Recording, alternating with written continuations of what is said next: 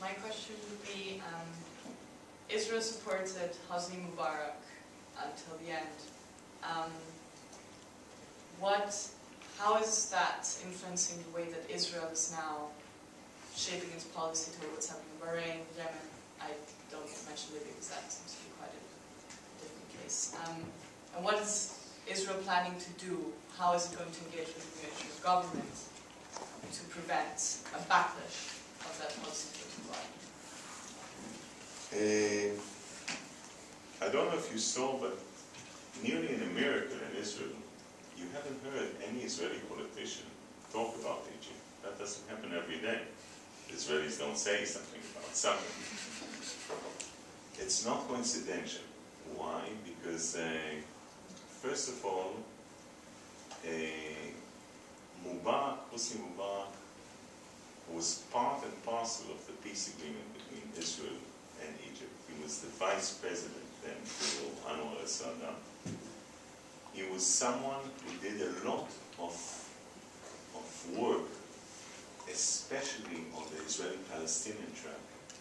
People don't understand that Mubarak going away, now, I don't want to get into good things or bad things, is basically on the short run losing one of the biggest supporters to Abu Mazen and Fayyad, and a counterbalance to some of the most extremist elements of the Muslim Brotherhood and the Hamas, who are not constructive in anything they're trying to achieve an agreement. So, yes, in Israel there's a lot of,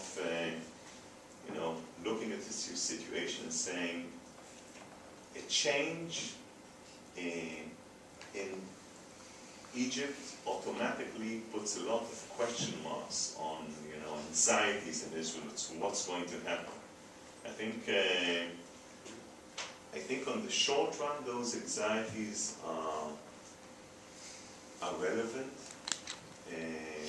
very relevant, and on the long run, I think it's positive. Let me try and explain that, okay? Not to run away.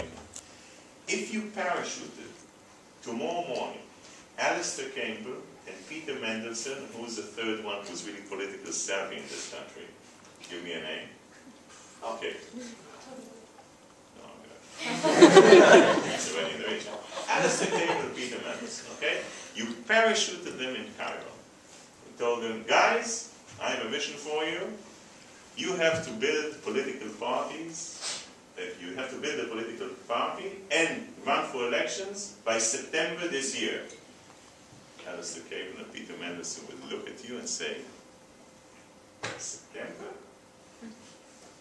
80 million people in Egypt, 30% of the population illiterate, no logistical, no organizational thing. How do we do it? Why am I giving you this example? Because people tend to look at generalities, and I'm telling you, look at practicalities, especially when you're in this room and you deal with those issues. In practicalities, you need to build political structures in order to run for elections. Who has the logistical and organizational skills in Egypt now, as we see them? Muslim Brotherhood, the army, the secret police. Okay? Is there a lot of new, spirit and people? Yes, the answer is yes. What will happen?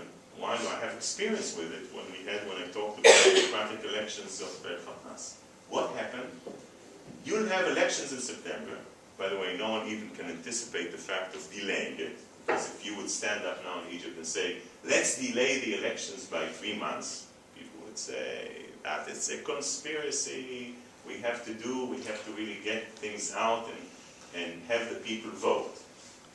What you'll have is, most of the chances are that those elements that I talked about are going to be very, very dominant in the parliament and also and then you'll have a harder situation because they're going to be democratically elected, truthfully democratically elected. And of course it will create worries on the political structures. So I can go on with Egypt, but I think you saw Israel's, Israel sitting back and looking at it because of all those elements. By the way, let me add one more thing. Without using the attitude in general of there are no journalists here. No journalists here. Unless they're members of the Grimm Show. What? Okay, let me speak freely, okay? More freely than I usually speak anyhow. The attitude of the United States in some major European capitals, okay? What do you think the Saudis or the Emirates or others, okay, but I'm using the, what's their conclusion out of this? Okay, so when push comes to shove, we are not just, we're being ditched, betrayed, left alone.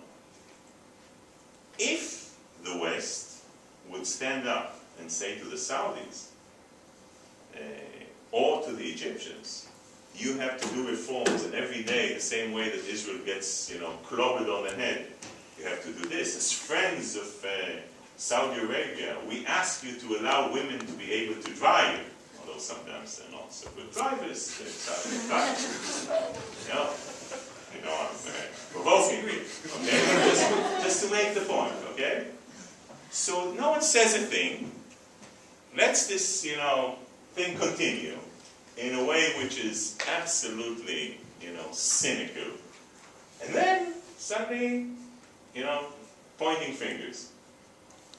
That creates a lot of